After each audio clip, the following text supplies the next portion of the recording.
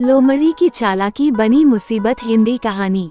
एक जंगल में एक लोमड़ी रहती थी।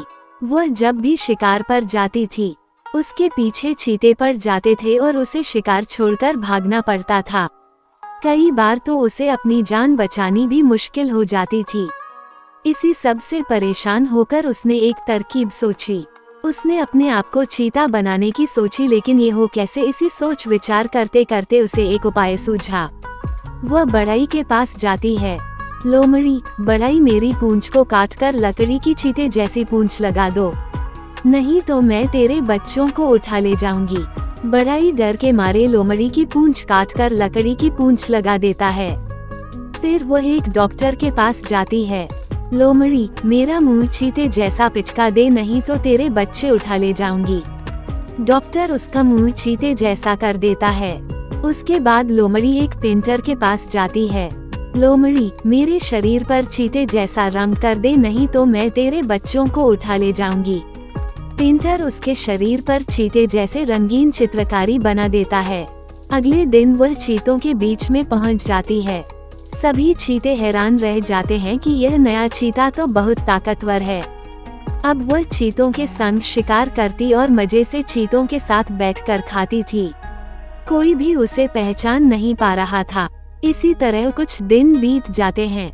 एक दिन लोमड़ी चीतों के साथ शिकार पर जाती है तो चीते एक हिरन के पीछे भागते हैं। लोमड़ी भी उनकी नकल करके भागने लगती है, लेकिन वह चीतों जितनी नहीं भाग पाती। इससे चीतों को कुछ शक हो जाता है।